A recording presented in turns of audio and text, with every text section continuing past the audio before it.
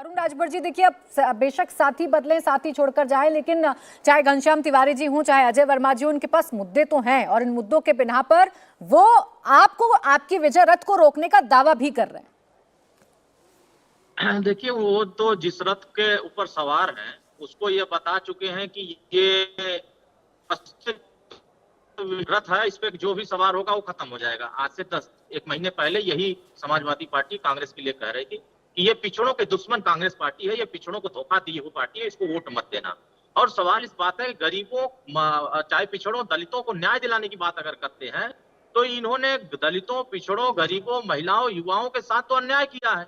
और अन्याय करने वाले अगर आज न्याय की बात कर रहे हैं तो 55 साल तक कौन सा न्याय कर रहे थे, ये भी तो बताना पड़ेगा कि हमने 55 साल तक राज किया, हमने अन्याय ही किया, न्याय नहीं दे पाया। क्योंकि 33% आधी आबादी को आरक्षण अगर किसी ने दिया लोकसभा में तो माननीय प्रधानमंत्री जी ने दिया। इस लड़ाई को सुहेलदेव भारतीय समाज पार्टी 20 साल से कह रही थी कि आधी आबादी महिलाओं की है, उनको भी भागीदारी मिलनी चाहिए, लेकिन कांग्रेस पार्टी ने हमेशा से सदन में इसका विरोध किया है कि महिलाओं को आबादी के हिसाब से आरक्षण नहीं मिलनी चाहिए। और जहां तक रही सवाल पिछड़ों को, तो पिछड़ों के लिए सबसे ज्यादा काम अगर किसी सरकार में हो रहा है तो एनडीए की सरकार में हो रहा है, जिसकी लड़ाई माननीय ओम प्रकाश राजभर जी आज लंबे अरसे से लड़ रहे हैं कि जो पिछड़ों की आबादी है उसमें जो मजबूत वर्ग है वो आबादी के हिसाब से अपने आरक्षण पा ही नहीं रहे हैं।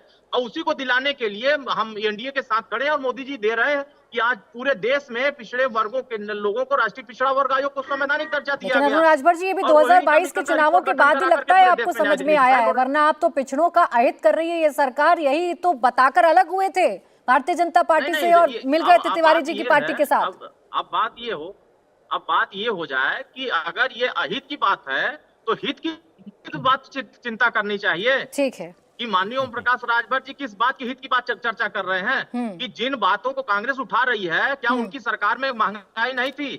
उनकी सरकार में बेरोजगारी तो कहे थे गरीबी मिटाने के लिए, क्या हुआ था? सर, अभी भी अगर 10 साल आपका शासनकाल हो गया और अभी भी कांग्रेस की सरकार को आप मानक मानेंगे तो ऐसे तो नहीं होगा ना। आप तो वादा करके आए थे, थोड़ा ना कहा था कि जब हमसे पूछेंगे तो कांग्रेस से हम कंपैरिजन कर लेंगे। अनुपम मिश्रा जी, 1 मिनट। अनुपम मिश्रा जी, देखिए आप तो बड़े महत्वपूर्ण प्लेयर हैं अभी इस वक्त। घनश्याम तिवारी जी कह रहे थे ऐसी तोड़ के लोगों को ये लोग लेकर जाते हैं और फिर अपनी जीत का दावा कर रहे हैं, तो आपको भी कोई डराया, धमकाया, कोई प्रेशराइज किया गया था क्या?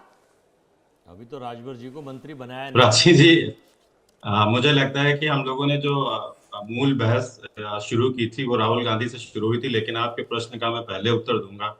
हमें क्या डराएंगे और किस बात के लिए धमकाएंगे? पिछले इतने वर्षों से चौधरी परिवार हिंदुस्तान की राजनीति में सक्रिय है, एक दामन पे छींट भी नहीं है, दाग तो बहुत दूर की बात है, तो वो बात तो खत्म करें। जो हमारा जो कहना था कि जैसे आपने शुरू किया, जब राहुल गांधी जी एक यात्रा लेके निकले, कांग्रेस पार्टी को इस समय अपने भीतर बहुत आत्ममंथन की आवश्यकता है। ये इवेंट नहीं है, मास मोबिलाइजेशन है और मास कॉन्टैक्ट प्रोग्राम है। इसमें इनको देखना पड़ेगा कि ये इवेंट की तरह ना हो, बल्कि जब ये यात्रा कंप्लीट करें तो उसका जनमानस पर क्या इम्पैक्ट है।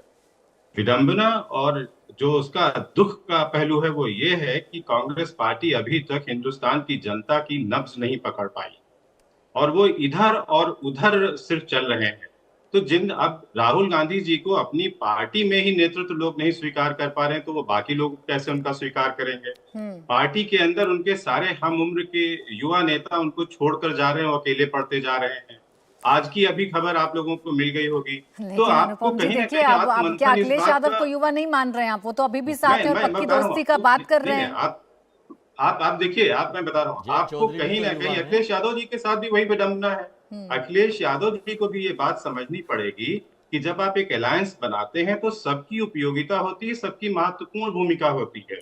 जहां आपको नेतृत्व करना वहां आप नेतृत्व नहीं कर पा रहे हैं। यानी किसी तरीके का कोई प्रेशर नहीं, किसी भी तरीके से कोई डराया धमकाया नहीं गया, कोई केसेस का आप पर कोई दबाव नहीं बनाया गया, मैं ऐसा मान लूं? फिर मैं जवाब लूंगी तिवारी जी और अजय वर्मा जी। बिल्कुल नहीं।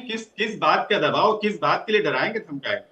हमारे मुद्दे हैं, उसको जो स्वीकार करेगा हम उसके साथ जाएंगे। ठीक है, क्लियर।